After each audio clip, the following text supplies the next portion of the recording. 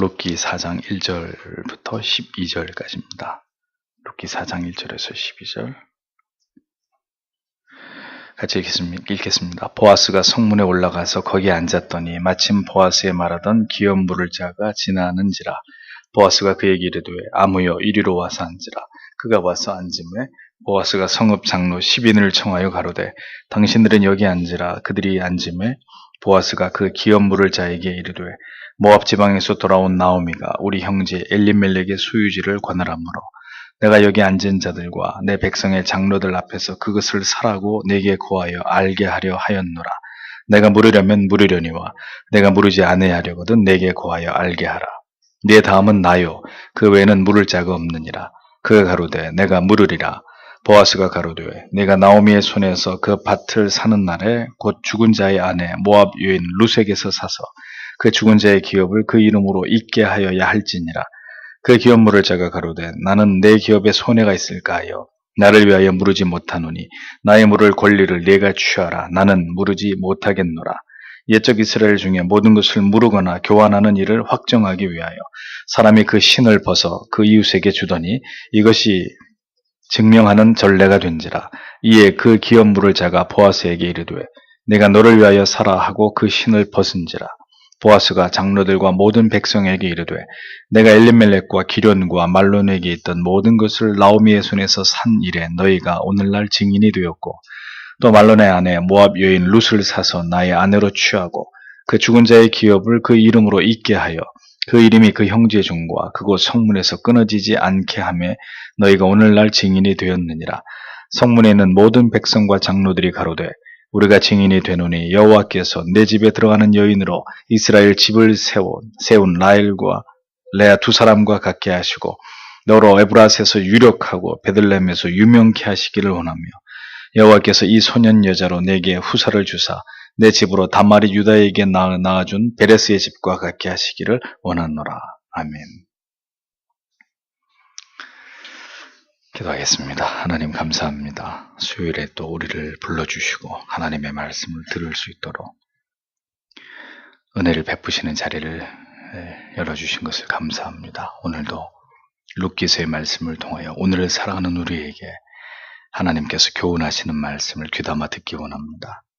말씀을 듣는 것에서 그치지 않고 이 말씀의 그 심오한 교훈이 우리의 삶의 지표가 되고 그것이 목적이 되게 하셔서 하나님이 베푸신 그 은혜들을 우리의 삶의 현장에서도 동일하게 맛보며 그 하나님을 한마음으로 경외하며 하나님의 영광을 위해서 살아가는 저희들이 되도록 주여 도와주시옵소서. 이 시간에도 모든 염려와 걱정과 근심을 주 앞에 내려놓습니다. 오늘도 마땅히 우리가 있어야 될 곳에서 들어야 될 말씀에 귀 기울이며 하나님 기뻐하시는 삶을 살아가기를 원하고 또 그러한 성도님들이 이 자리에 모였사오니 부디 주님 이 마지막 때 이 좁은 길을 걸으며 진리의 길을 뒤따라가는 주의 백성들을 기억해 주셔서 주님 오시는 그날까지 이 믿음 잃지 않고 주의 뒤를 쫓아가는 신실한 그리스도의 제자들 되도록 하나님 도와주시옵소서.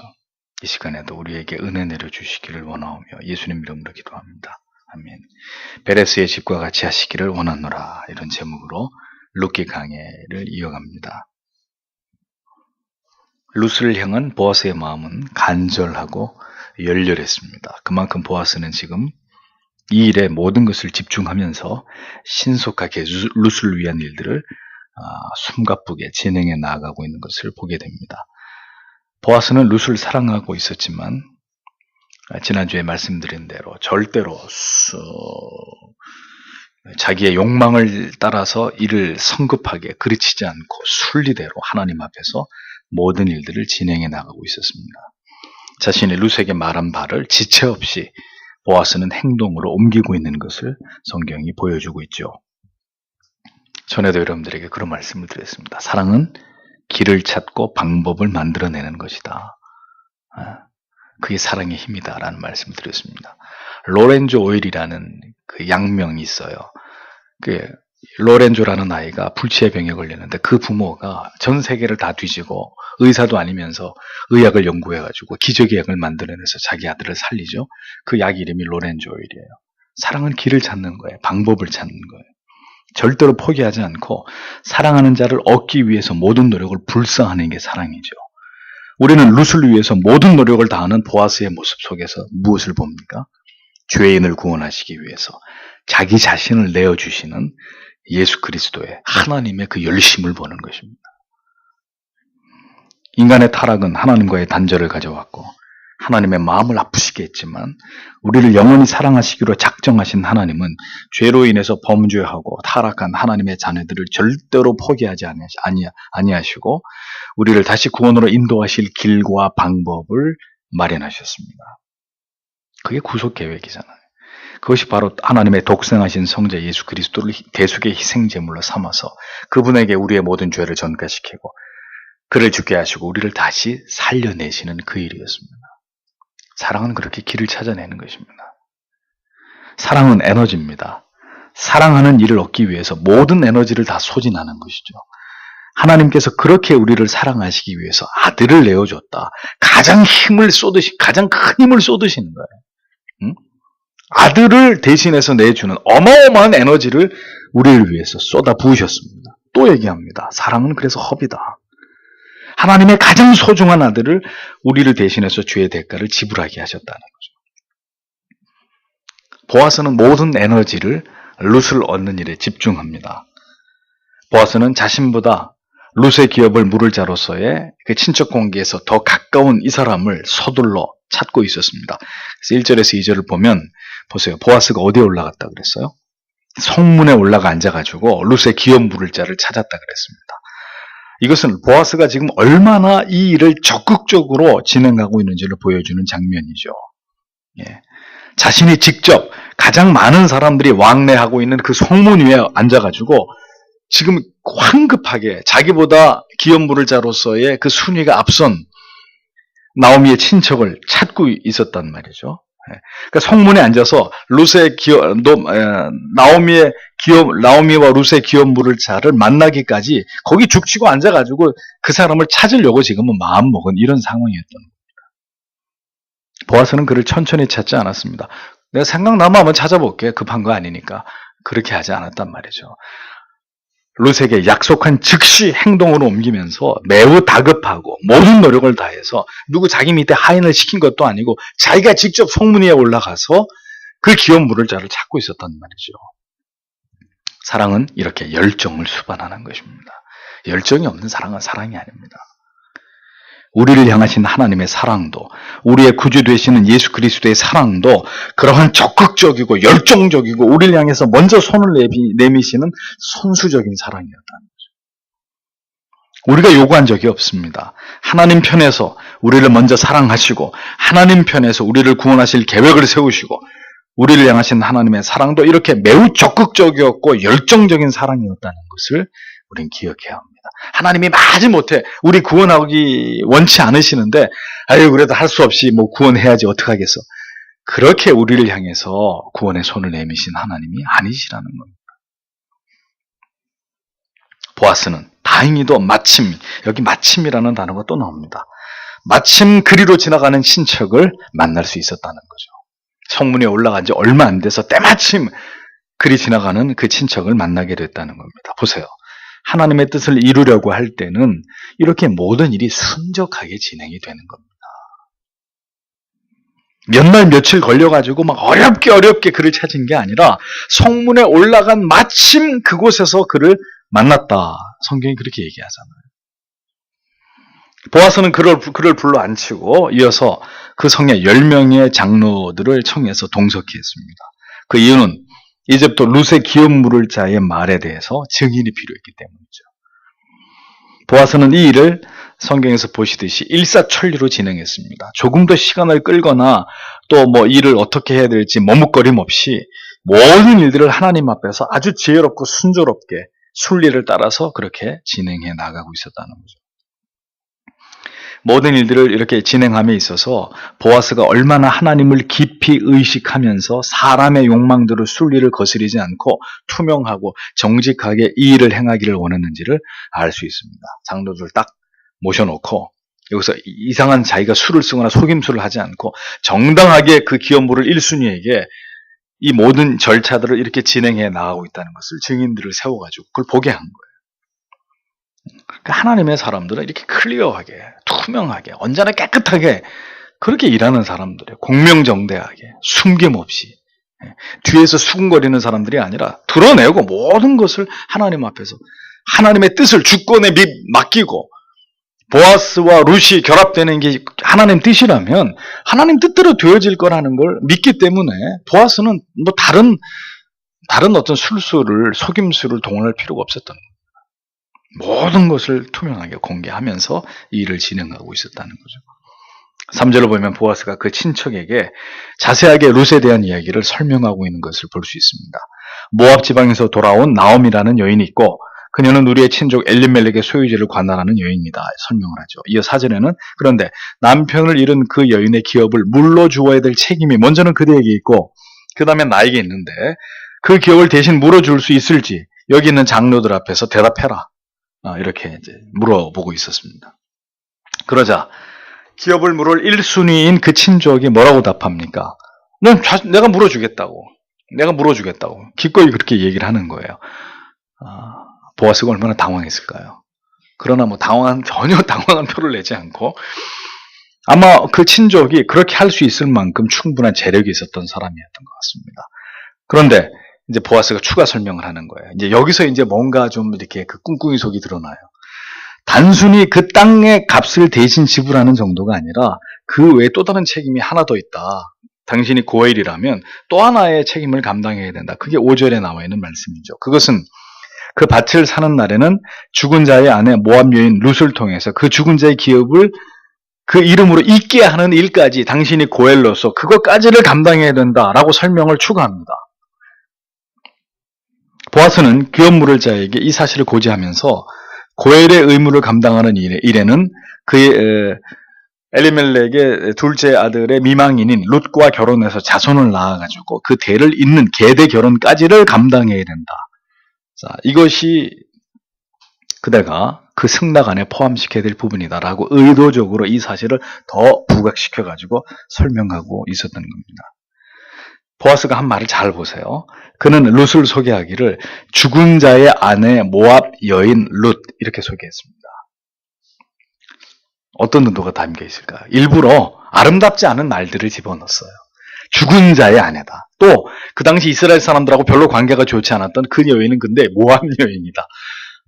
밝힐 수 있는 모든 별로 이렇게 환영받지 못할 조건들을 다 얘기하면서 별로 일부러 아름답지 않은 표현들을 사용하면서 지금 그 기업 물을 자에게 어떤 일종의 부담을 안겨주고 있었던 거죠. 무엇보다 룻이 유대인이 아니라 이방 여인 모압 여인이었다. 이거 잊어버리지 마라. 이렇게 얘기하고 있었습니다.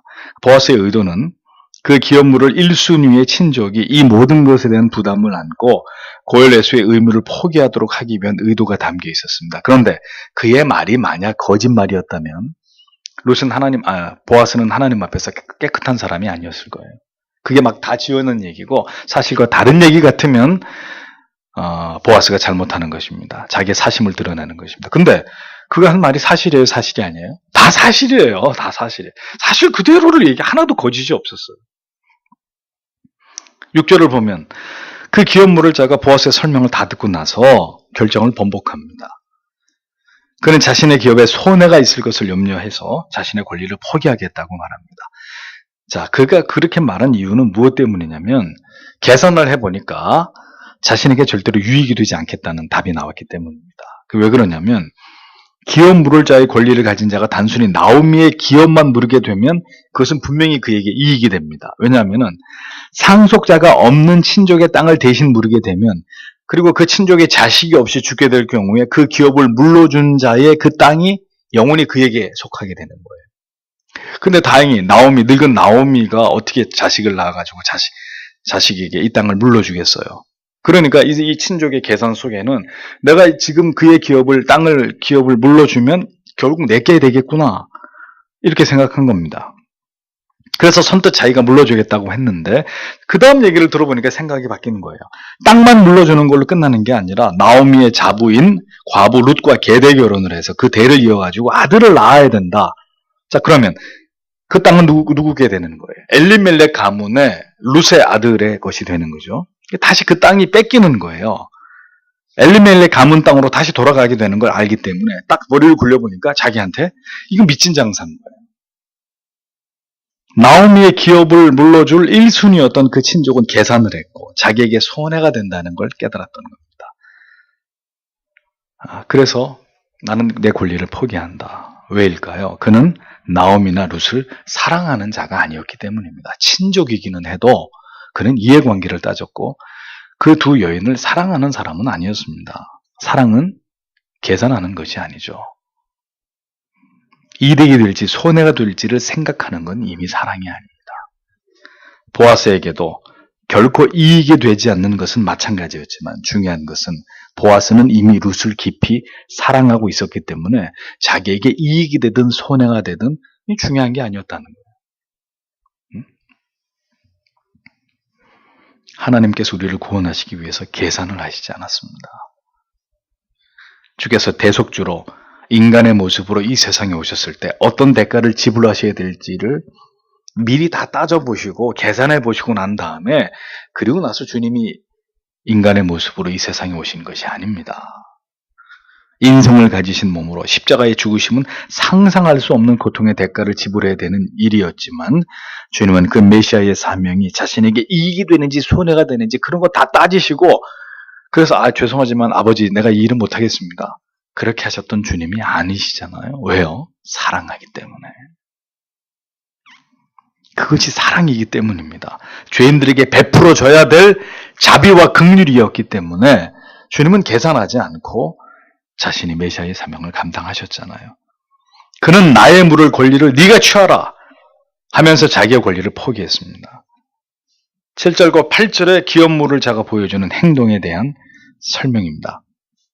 즉 7절은 8절에 이제 기업을 물을 자가 보여주는 행동이 여기에서 유래됐다라는 이 내용이에요. 그러니까 이스라엘에서는 기업을 물거나 교환을 할 때 신을 벗어가지고 그 당사자에게 주는 오랜 전례와 관습이 있었다는 겁니다. 그래서 그에 따라서 기업물을 나오미의 친족 1순위였던 친족이 모아스에게 신을 벗는 것으로 그 뜻이 확정됐다라고 7절과 8절에서 설명을 하고 있는 겁니다. 그러니까 이렇게 해서 모든 일이 결국은 보아스가 원하는 대로 이루어졌다라는 것을 볼 수 있는 거죠. 이렇게 되자 9절과 이어지는 10절에 보면 보아스는 이제 자신이 기업 물을 자가 되었다는 사실을 공포하고 있는 것을 봅니다. 선언하고 있습니다. 죽은 엘레멜렉과 두 아들 기론과 말론의 모든 기업을 자신이 나오미에게서 사서 자신이 대신 물을 것이고 죽은 말론의 아내 룻을 자신의 아내로 삼아서 자기가 고엘로서 계대 결혼을 통해서 엘리멜렉의 대를 이을 것이다. 이것을 보아스가 당당하게 선언하면서 그 자리에 있는 모든 사람들이 증인이 되어줄 것을 요청을 하죠. 고엘은 하나님의 법을 지키는 하나님 경외함과 그리고 곤란한 지경에 놓인 형제, 친지, 이웃을 향한 사랑을 실천하는 이웃사랑의 정신이 그 안에 담겨져 있는 하나님이 정하신 고귀한 의무입니다. 하나님을 경외하면서 어려움과 슬픔과 고통을 당하는 자들을 돌아보고 그들의 살 길을 이어가도록 사랑과 자비를 베풀라는 그 하나님의 뜻이 기업물음, 이 고엘이라는 제도 안에 그 하나님의 섭리와 뜻이 담겨져 있었던 거죠. 하나님께서는 그렇게 사람과 사람이 서로를 불쌍히 여기면서 내 자신만을 위한 삶이 아니라 옆에 친족이야 누구야 죽든 말든 대를 잇든 말든 뭐 땅을 다 뺏기든 말든 나만 잘 먹고 잘 살면 된다. 하나님의 뜻은 그런 것이 아니라 서로를 불쌍히 여기면서 내 자신만을 위한 삶이 아니라 형이 죽고 형수가 있는데 자식을 못 보고 그런 과부가 됐다. 그럼 내가 형 대신 형 아내를 내 아내로 삼아가지고 형의 씨를 잇는 이게 여러분 이런 시대는 그런 게 없잖아요. 그게 무슨 얘기예요? 그만큼 사람의 도리와 어떤 그 사랑이 식어졌기 때문에 지극히 이기적인 세상이 됐기 때문에 이런 관습과 제도들은 다 사라져버린 거죠. 근데 잘 생각해 보세요. 철저하게 거기엔 희생이 있고 배려가 있고 나의 인생만 중요한 게 아니라 더불어 함께 그 어려움들을 같이 이때여 지고 가게 하시는 그 하나님의 어떤 섭리가 있었던 거죠. 사랑이 있었던 겁니다. 하나님은 이렇게 내 자신만을 위한 삶이 아니라 타인을 위한 삶을, 그 아름다운 희생과 섬김을 강조하셨던 거예요. 모든 율법 안에 그 정신이 녹아 있습니다. 그것이 곧 우리를 위해서 모든 것을 희생하신 그리스도를 담는 삶이고, 그리스도인의 삶이 추구해야 될 아름다운 하나님이 기뻐하시는 정신이라는 것을 이 고엘 제도는 우리에게 보여주고 있는 겁니다. 우리가 그런 삶을 추구할 때 하나님의 영광이 이 세상 가운데 드러나겠죠. 이런 탁월한, 세상 사람들이 절대로 하지 않는 그런 희생, 그런 사랑, 그런 어떤 그 나눔, 이런 것들을 드러낼 때 정말 우리 안에 계시는 하나님의 존재가 세상에 드러나지 않겠습니까? 신자의 삶, 하나님 사랑과 이웃 사랑의 대의를 쫓는 삶을 살아갈 때 하나님의 뜻이 이 세상 가운데 그렇게 아름답게 드러나는 것입니다. 우리가 보아스의 이러한 모습을 통해서 그의 모습 속에 투영된 그리스도의 그 아름다우심을 보듯이, 이기적이고 탐욕적이고 타인을 위해서는 그 무엇도 희생하지 않으려고 하는 이 시대 속에서 이러한 어떤 고엘 제도를 그대로 이행하는 보아스의 모습, 우리에게 많은 것들을 생각하고 교훈하게 하고 있는 말씀입니다. 11절과 12절에는 보아스의 기업 물음의 증인이 된 성문의 모든 백성들과 장로들이 보아스와 룻을 축복하는 말씀이 기록되어 있습니다. 그들은 먼저 보아스의 집으로 들어가는 여인, 즉 룻을 축복합니다. 여호와께서 그녀를 라헬과 레아와 같이 하여 주시기를 그들은 빌고 있었습니다. 라헬과 레아가 누굽니까? 이스라엘을 세운 축복의 어머니들입니다. 마찬가지로 룻도 사사기 이후에 무너진 이스라엘을 재건하는 일에 쓰임을 받는 새로운 이스라엘에 재건되는 민족의 어미와도 같은, 어머니와 같은 그런 축복이 룻에게 있기를 바란다라고 축복 겸 예언 겸 하나님이 그들의 입을 열어서 그렇게 축복하고 계시는 것을 보게 됩니다. 두 번째는 보아스로 하여금 에브랏과 베들레헴에서 가장 유명하고 유력한 자가 되기를 원한다고 축복하고 있습니다. 이 축복은 그대로 이루어지죠. 왜냐하면 바로 이 보아스와 룻의 계보에서 장차 그 베들레헴 땅에서 누가 태어나요? 베들레헴뿐만이 아니라 온 세상에서 가장 유명하신, 그리고 가장 위대하신 메시아가 탄생하잖아요. 12절의 축복의 내용을 이어서 보십시오. 소년 여자란 젊은 여자, 그러니까 룻이 아직 젊은 나이라는 걸 짐작할 수 있어요. 젊은 나이에 과부가 된 수절을 한 그녀에게 보아스를 통해서 후사를 주심으로 다말이 그의 시아버지인 유다에게서 낳은 베레스의 집과 같이 되기를 원한다, 이렇게 축복을 합니다. 베레스는 잘 아시는 대로 다말이 그의 시아버지를 속여가지고 유다가 그 대를 잃게 하지 않으니까 결국은 시아버지를 속여가지고 시아버지의 씨를 받아서 쌍둥이를 낳잖아요. 그 쌍둥이 아들 중에 차자가 베레스 아닙니까? 18절에 보면 메시아의 계보를 설명하던 중에 바로 이 베레스의 계보가 소개되고 있습니다. 곧 그 베레스의 후손에서 메시아가 태어나기를 바라는 소망을 이렇게 축복하는 것을 볼 수 있죠. 그러니까 그의 후손에서 메시아의 대를 이는 훌륭한 인물이 나오기를 축복한다는 그런 의미로 이런 정말 기가 막힌 축복을 그 성의 백성들과 장로들이 새로 부부가 된 보아스와 룻에게 하고 있었단 말입니다. 베들레헴의 장로들과 모든 백성들은 보아스가 행한 그 아름다운 고엘 그 제도를 몸소 실천한 그것과 그리고 하나님을 경외하는 참 아름다운 자부, 그 시어머니에 대해서 모든 믿음의 도리를 다하는 그 룻의 아름다운 결합을 보면서 매우 기뻐하고 그것을 하나님 앞에서 축복하고 있었던 것을 보게 됩니다. 그들이 그렇게 하나님을 경외함으로 사람의 욕망과 이기심을 쫓지 않고 하나님이 기뻐하시고 원하시는 뜻대로 그들의 인생을 살아가기 위해서 그렇게 노력하고 있었기 때문입니다. 그것을 본 많은 사람들이 감동을 받은 거죠. 세상에 룻은 어떻게 저렇게 자기 남편이 죽었어도 시어머니와 함께, 그것도 자기 고향을 버리고 베들레헴 땅으로 이방 여인이 저렇게 할 수가 있을까? 그리고 보아스는 어떻게 저렇게 기업 물음의 고엘의 그 일이 쉬운 일이 아닌데, 자기한테 그렇게 큰 득이 되는 일도 아닌데 그 하나님이 세우신 제도를 저렇게 성실하게 저렇게 감당을 할까? 이런 모습들이 그 모든 그 성의 사람들에게, 장로들에게 큰 귀감이 됐다는 거예요. 신앙을 삶으로 실천하는 모습을 보면서 그 사람들이 감동을 받고 여호와의 축복이 저들에게 함께하기를 바란다고, 자연스럽게 사람들의 축복이 그들을 향하고 있었던 이런 모습을 보여주는 겁니다. 하나님의 뜻을 쫓아서 믿음의 길을 가는 자들에게 이와 같은 축복이 따라가는 거예요. 축복을 주세요, 주세요. 그래서 축복을 받는 게 아니라 이렇게 하나님의 뜻대로, 하나님의 법도대로, 하나님이 말씀하시는 도리를 따라서 하나님이 경외함의 길을 걸어가는 사람들에게 하나님이 사람들의 입을 통해서도 그들을 축복하시잖아요. 모두가 그들을 축복해 주기를 원하고 그로 인해서 하나님의 영광이 드러나기를 소망하는 모습을 보여줍니다. 하나님의 뜻을 행하는 자들에게 하나님께서는 이렇게 사람들을 통해서도 축복을 빌어주시는 분이에요. 우리의 삶의 행위가 때때로 우리를 너무 힘들게 하는, 때때로 우리가 감당해야 될 사명이 너무 우리의 혹독하고 가혹한 일들이 있겠죠. 그럼에도 불구하고 하나님 앞에서 하나님을 경외함으로 그 일을 감당할 때 여러분들은 지금 뭘 하고 계시는 거예요? 하나님의 축복을 쌓아가는 일이에요.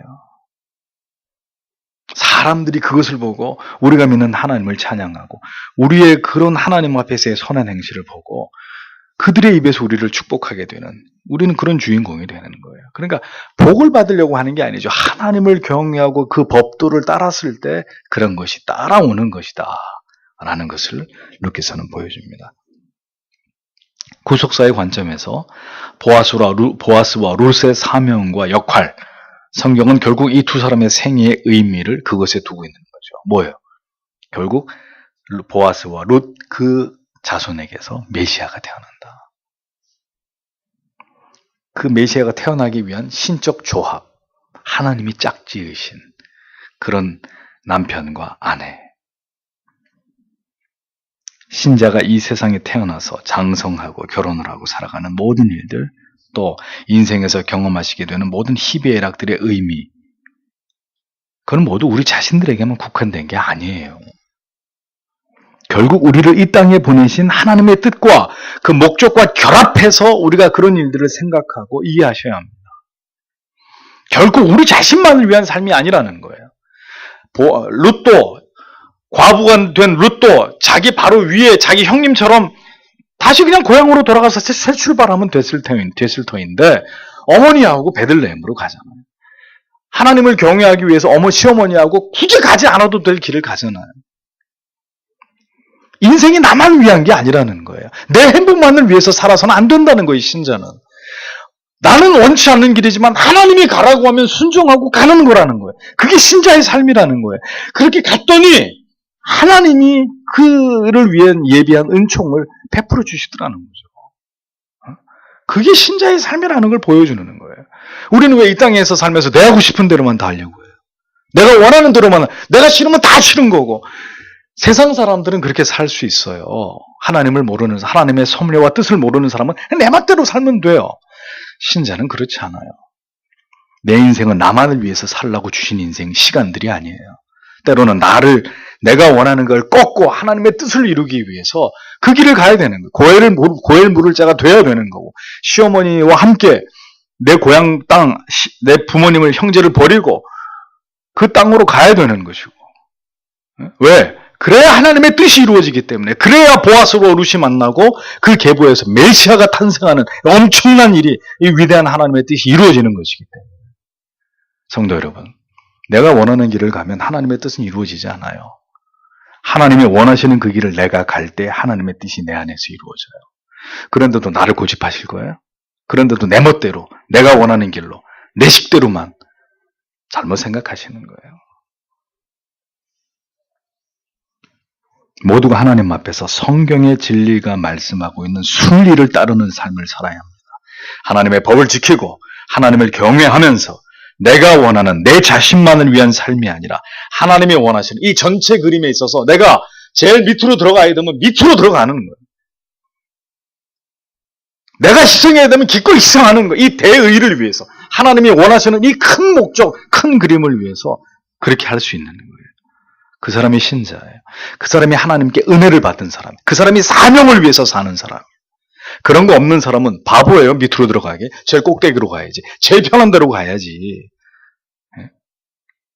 그러나 그것은 신자의 삶이 아니라는 겁니다.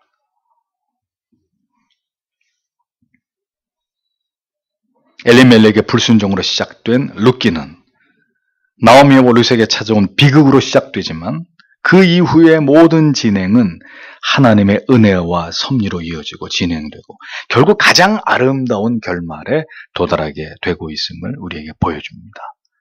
그게 신자의 인생이라는 거예요.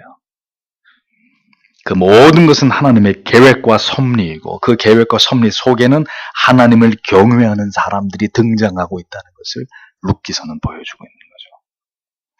그렇게 조합이 되고 마침내 하나님의 뜻이 나타날 때 우리의 삶이 얼마나 아름다울 수 있고 얼마나 많은 사람들의 축복이 부어지는 하나님께 영광이 되고 우리의 삶이 그렇게 하나님 앞에 의미가 있는 참으로 감격적일 수 있는지를 성경은 룻기를 통해서 우리에게 그것을 보여주고 있는 것입니다. 그래 여러분, 우리 인생은 두 피리어드가 있는 거죠. 하나는 그렇게 하나님의 뜻이 이루어지기까지 고난과 슬픔과 고독과 고통에 짐을 져야 되는 시기가 있을 것이고 그렇게 순종함으로 묵묵히 하나님을 경외하며 그 시간을 지나가면 뭐가 있을 거예요? 그 이후에는 그 모든 것에 대해서 하나님의 은혜와 섭리 가운데 보상하시고 우리를 높여주시고 하나님의 영광을 받으시게 되는 궁극의 우리의 인생의 끝은 결국 그것이 이제 또 그런 기간이 우리 앞에 펼쳐지게 될 겁니다. 이 두 가지의 기간이 다 어느 신자에게나 다 포함이 되는 거예요. 그 인생 속에. 이게 한 세트로 우리 인생 안에 다 들어와 있는 하나님의 계획인 거죠. 다만 여러분들이 이 두 기간 중에 어느 기간인지를 잘 살피면 답이 나오는 거예요. 비록 이 땅에서는 설사 이 땅에서 만약에 목사님 해피엔딩이면 좋겠지만 이 세상에서 해피엔딩이 아닐지라도 또 관계없어요. 그렇게 크게. 왜냐면 사도 바울도 이 땅에서 해피엔딩을 얻은 사람이 이 세상에선 새드엔딩, 목이 잘려서 참수를 당해서 죽는 걸로 끝이는 사도 바울뿐만이 아니라 많은 하나님의 사람들이 이 땅에서는 끝까지 안 죽을 수도 있어요. 끝에 가서 조문, 보아스와 룻 케이스처럼 조문 당했는데 아닐 수도 있어요. 그러나 걱정하지 마세요. 그럴지라도 우리에게 이러한 은혜와 사랑과 자비를 베풀어 주신 우리의 신랑 되신 주님으로 말미암아서 우리의 이 땅이 아닌 그 나라에서는 우리의 내세에서는 심히 아름답고도 영광스럽고 영원히 복된 삶이 우리를 위해서 예비되어 있기 때문입니다.